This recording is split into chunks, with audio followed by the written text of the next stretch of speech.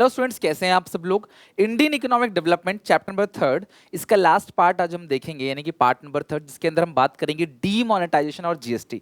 CBSE के syllabus में clearly mention है कि इस साल डीमोनेटाइजेशन और जीएसटी इंक्लूड है आपके सिलेबस में। तो ध्यान से अच्छे से समझना किस तरीके से इस टॉपिक को मैं आपको समझाता हूँ, आपको डेफिनेटली पूरा समझ आएगा और एग्जामिनेशन में इससे बाहर भी नहीं जाएगा, सब कुछ इसके अंदर से कवर हो जाएगा, राइट। तो यार ये तो आप सब लोगों ने देखा ही था, कुछ साल पहले मोदी जी ने अनाउंस किया था कि सारे 500 के और 1000 के जो ऐसे नोट हुआ करते थे उसकी अब कोई वैल्यू नहीं है। मतलब मोदी जी ने ऐसा तो नहीं कहा था कोई वैल्यू नहीं है, मोदी जी ने ऐसा कहा था कि भैया 500 और 1000 के नोट जो है अब लीगल टेंडर नहीं रहेंगे, यानी कि अब आप किसी को दोगे तो कोई उसे एक्सेप्ट नहीं करेगा। तो फाइनली आपको ये पैसे अपने बैंक में जाके जमा करके और नए नोट लेने, और इनिशियल लेवल पे आप अगर 10 लाख भी जमा करोगे तो भी आप सिर्फ 2000 रुपए, यानी कि 2000 रुपए ही बैंक से ले सकते हो इनिशियल लेवल पे। जिसकी वजह से क्या हुआ, रातों रात जो है ये अनाउंसमेंट हुआ, बहुत सारी हड़बड़ी मच गई, अफरा तफरी मच गई कि भैया अब क्योंकि जो नोट 500 और 1000 के थे, नोट 200 के थे नहीं उस टाइम पे, 100 के, 500 के, 1000 के, 100 के ज़्यादा नोट होते नहीं थे। तो लगभग 86% जो मनी सर्कुलेशन था उसमें 500 और 1000 रुपए थे। सारा पैसा बर्बाद हो गया। मेजर लोगों के पास 500 1000 के नोट हुआ करते थे, उन सबकी अब कोई वैल्यू नहीं रही।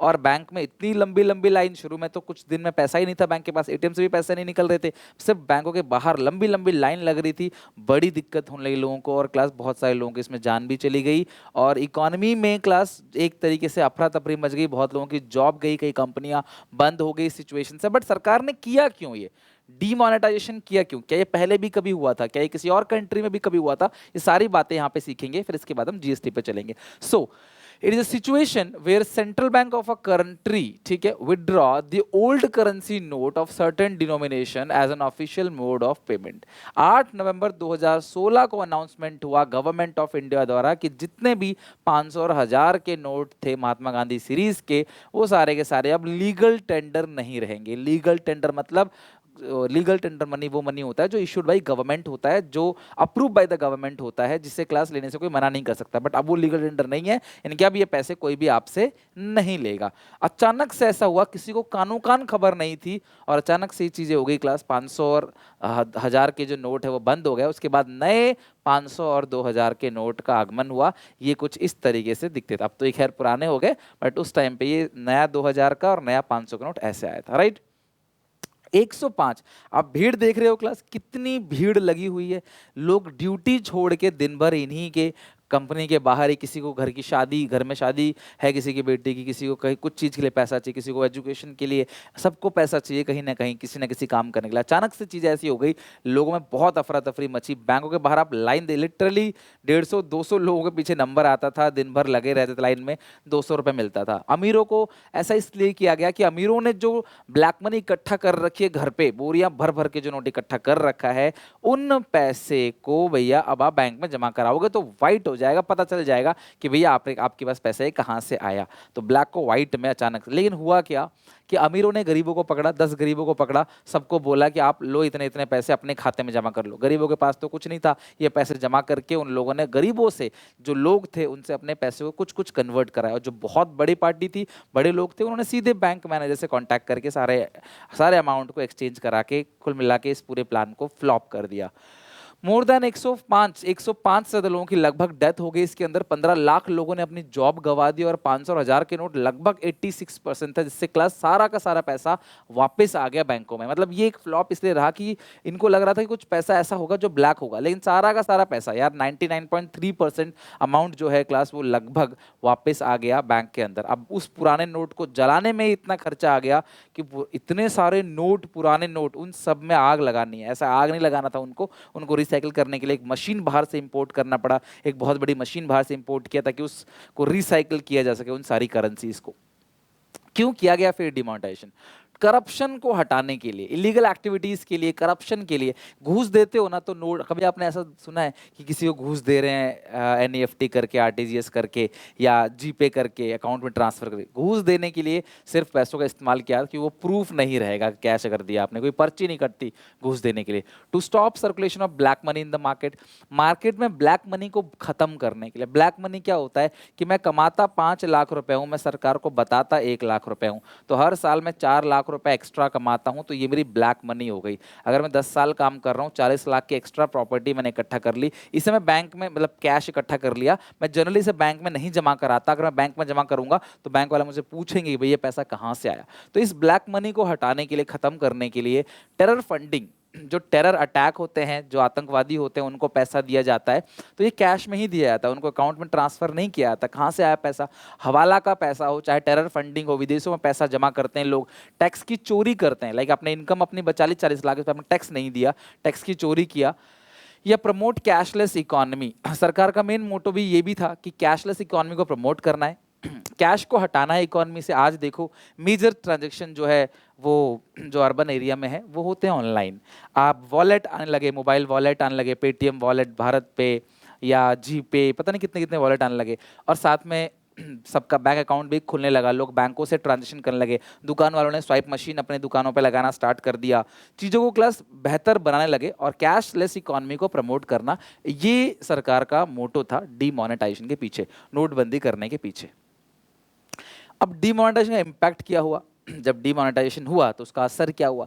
तो सबसे पहला बैंक डिपॉजिट इंक्रीज हो गया, लोगों ने अपना पैसा बैंक में जमा कराना चालू किया तो बैंक डिपॉजिट जो है वो बढ़ने लगा, कैश ट्रांजैक्शन में कमी देखने को मिला, डिजिटाइजेशन हो गया क्लास। डिजिटाइजेशन का मतलब क्या है? हर चीज़ डिजिटल हो गई। अब घर बैठे बैठे क्लास ऑनलाइन आप चीज़ें कर सकते हो, ऑनलाइन आप टिकट की बुकिंग कर सकते हो, जो आजकल का जमाना है ना क्लास, ऑनलाइन सारी चीज़ें हो रही है, पेमेंट वेमेंट सब ऑनलाइन हो रहा है। This is called digitization. Digitization का प्रमोट हो रहा है, पेटीएम जैसी कंपनीज को बहुत ज़्यादा फायदा हुआ, ऑनलाइन वॉलेट जैसी कंपनियों को काफ़ी फायदा हुआ, रियल स्टेट प्राइस डिक्रीज हो गया। ऐसा इसलिए ना कि सबसे बड़ा घूस जो दिया जाता है वो रियल स्टेट प्राइस पे ही दिया जाता है। एग्जाम्पल, अगर मेरे पास कोई 50 लाख की ज़मीन है तो उसका सर्कल रेट 20 लाख का है, तो मैं उसे दिखाऊंगा सरकार को कि 20 लाख का बेचा है और 30 लाख कैश ले लूंगा। अब इस 30 लाख कैश का मतलब कोई ट्रांजेक्शन सरकार की नज़र में हुआ ही नहीं, तो यार अब तुम कैश लेकर नहीं रख सकते क्लास, क्योंकि अब अगर तुम कैश रखोगे तो फिर कैश को जमा कराओगे, फिर पकड़े जाओगे कहीं ना कहीं। तो इसीलिए क्लास जो रियल स्टेट प्राइस था उसके अंदर काफ़ी घूस चलता था, वो डिक्रीज हो गया, घूस कम हो गया उसमें। Rise in income tax collection, सरकार का टैक्स कलेक्शन बढ़ने लगा क्योंकि लोगों ने धीरे धीरे अब कुछ ना कुछ तो दिखाएंगे ना सरकार को एक्चुअल में, तो टैक्स कलेक्शन सरकार का बढ़ने लगा। ये तो सेम पॉइंट रिपीट हो गया, ठीक है। तो ये है क्लास सारे के सारे पॉइंट्स, यानी कि ये इम्पैक्ट हुआ, इसका एक पॉजिटिव इम्पैक्ट कह लो या नेगेटिव, जो भी पॉइंट्स हैं ये इसके इम्पैक्ट हुआ।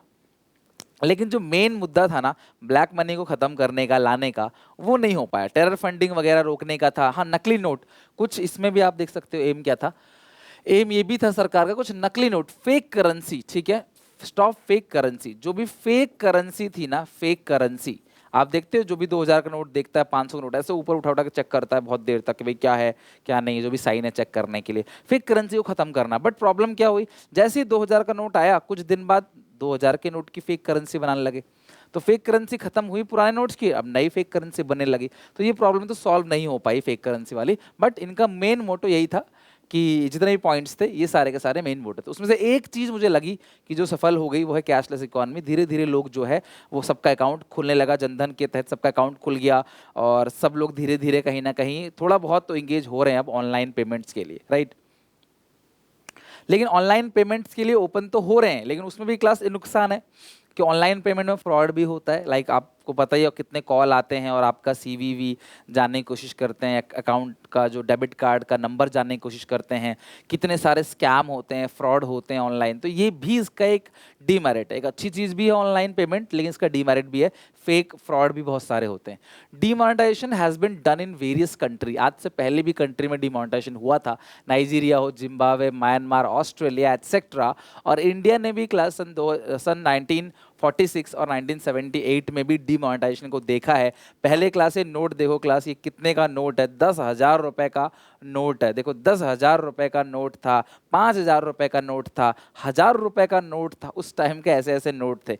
लेकिन क्लास इन नोट्स का भी डीमोनेटाइजेशन हुआ है इन 2 ईयर्स में, 1946 और 1978। बट इससे फर्क नहीं पड़ा लोगों को, आम जनता में पैनिक नहीं आया, क्योंकि ये जितने भी नोट थे ना ये आम जनता के लिए नहीं थे। आम जनता कहाँ उस समय 10,000 का, आज के ज़माने में 10,000 का नोट आएगा तो लोग रख नहीं पाएंगे, तो यार आम जनता उस टाइम कहाँ, सब लोग नहीं रख पाएंगे, मैं ये नहीं कह रहा लोग रख नहीं पाएंगे, बट उस टाइम पे सोचो क्लास क्लास 1946 1978 कितना मतलब इंडिया कितना पुअर रहा होगा, क्या किसी के पास अगर 10,000 का नोट है, जिंदगी भर के लिए समझ लो अमीर हो गया वो।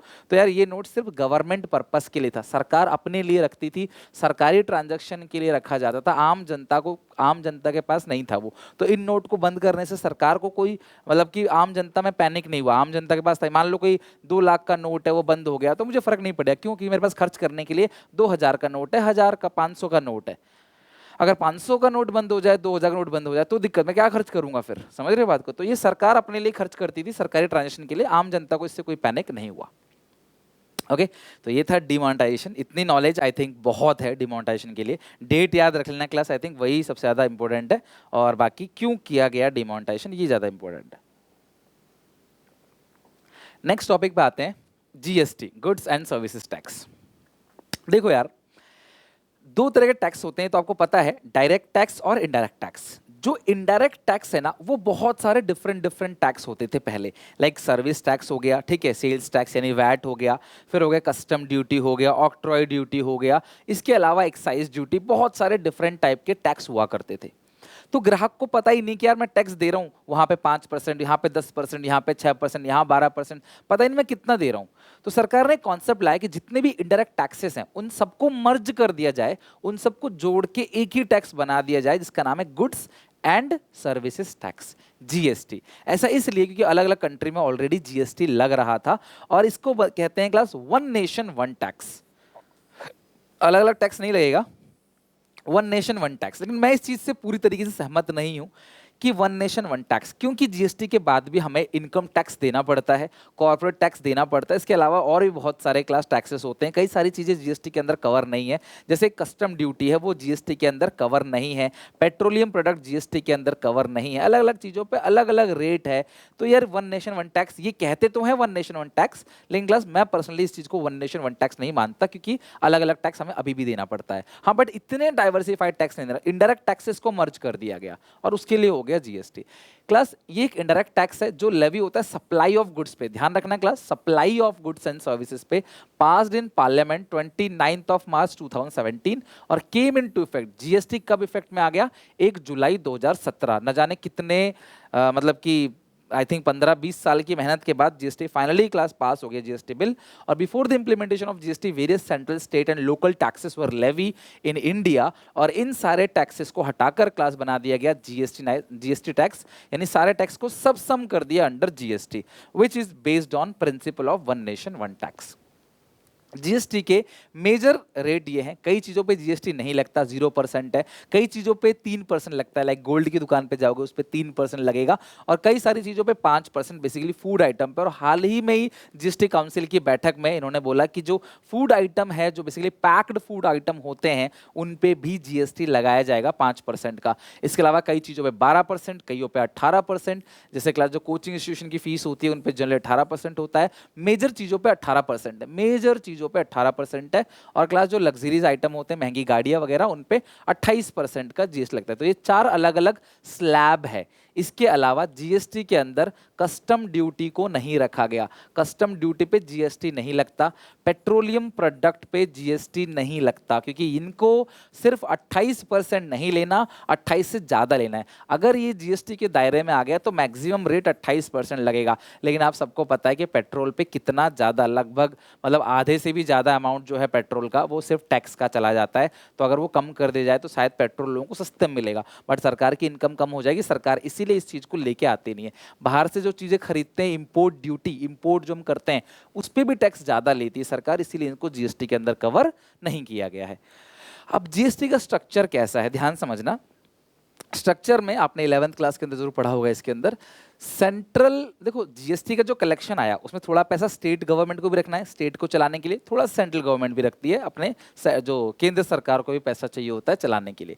तो सीजीएसटी का मतलब क्या होता है? Central goods and services tax, state goods and services tax, union territory goods and services tax, जितने भी यूनियन टेरिटरीज होती हैं, ठीक है, उनके लिए है।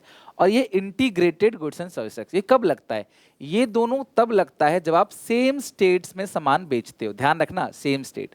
अगर आप यूपी में हो और यूपी में ही सामान बेच रहे हो और टैक्स का स्लैब 18% है तो 9% सीजीएसटी लग जाएगा और 9% एसजीएसटी, ठीक है, जो आप किसी भी बिल के अंदर देख सकते हो, राइट। अगर 5% है तो 2.5% लगेगा। लेकिन अगर आप यूनियन टेरिटरी में हो और फिर आप किसी स्टेट में भेज रहे हो यूनियन टेरिटरी से या यूटी के अंदर, तो उसमें लगेगा यूटी जीएसटी लग जाएगा। जो स्टेट है, स्टेट की जगह यूटी जीएसटी और सीजीएसटी, ये आधा आधा हो जाएगा। 18% है तो 9-9%। आईजीएसटी कब लगता है? जब one state to another state, जब आप एक स्टेट से अनदर स्टेट में सामान बेचोगे तो लगेगा आईजीएसटी। लाइक आप दिल्ली में हो, आप मुंबई में बेच रहे हो सामान, आप यूपी में हो, आप महाराष्ट्र में सामान बेच रहे हो, तो जब एक स्टेट से दूसरे, तो ये आईजीएसटी अकेला 18 है तो 18 ही लग जाएगा, आपको आधा नहीं करना पड़ेगा। सेम एक ही है बस, integrated goods and service tax. अब ये स्टेट और सेंट्रल आपस में इस पैसे को बांट लेंगे। सेम स्टेट में सीजीएसटी एसजीएसटी बराबर बराबर। एक यूटी से स्टेट में आप बेच रहे हो तो यूटी के लिए तो हो गया क्लास यूटी जीएसटी, और सेंट्रल गवर्नमेंट जो लेगी वो क्लास हो गया। या यूटी के अंदर बेच रहे हो यूनियन टेरिटरी के अंदर, तो यूनियन टेरिटरी के अंदर अंदर बेच रहे हो आप, मान लो आप कोई भी अंडमान निकोबार के अंदर बेचते हो तो यूटी जीएसटी, और ये आधा मिलेगा यूनियन टेरिटरी को, आधा मिलेगा सेंट्रल गवर्नमेंट को, सेंट्रल जीएसटी, राइट। और ये होगा क्लास आईजीएसटी। जब आप एक स्टेट से दूसरे स्टेट के अंदर सामान भेजोगे तो क्लास क्या हो जाता है? वो आईजीएसटी। डन। अच्छा, features of GST, comprehensive tax है, सारे टैक्सेस को मिलाकर जीएसटी बनाया गया है, तो जितने भी डायरेक्ट टैक्स है उनको मर्ज करके बनाया गया। मल्टी स्टेज टैक्स, हर स्टेज पे टैक्स लगेगा। लाइक मैंने 100 का सामान खरीदा, मैंने सरकार को 10% टैक्स दिया, मैं मान लेता हूँ जीएसटी 10%, हालांकि है नहीं, मैं अज्यूम कर रहा हूँ इजी कैलकुलेशन के लिए। तो मैंने 10% टैक्स दिया, तो मैंने खरीदा 110 का, मैंने आगे इसको बेचा है क्लास 250 का, तो मैं पब्लिक से जो 25 रुपए टैक्स वसूलूंगा, इस स्टेज में भी वसूलूंगा 25 टैक्स, फिर 250 का आगे 300 को बेचेगा, वो भी स्टेज में टैक्स वसूलेगा। हर स्टेज पे, हर सेल पे टैक्स लगेगा। This is called multi stage tax. Her stage पे टैक्स लगना है जीएसटी का, मल्टी स्टेज टैक्स। अगला है वैल्यू एडेड टैक्स। ध्यान समझना, वैल्यू एडेड टैक्स क्यों कहते हैं इसको, क्योंकि इसमें है क्या, कहानी सुनो इसकी। अब मान लो मैंने 100 का सामान खरीदा, मैंने 10% टैक्स दिया, तो मेरे लिए सामान पड़ा 110 का, मैं 110 रुपए देके सामान लेके आ गया, मैंने आगे ये सामान बेचा है मान लो 250 रुपए का, तो मैंने यहां से जो 25 रुपए वसूला है टैक्स, इसको बोलते हैं आउटपुट टैक्स। क्या बोलते हैं? आउटपुट जीएसटी या आउटपुट टैक्स। तो मैंने इस ग्राहक से 100 का सामान 250 में बेच के 25 रुपए टैक्स वसूल लिया, जो कि 10% है, तो ग्राहक ने मुझे 250 प्लस 25, उसने मुझे 275 रुपीज दे दिया है।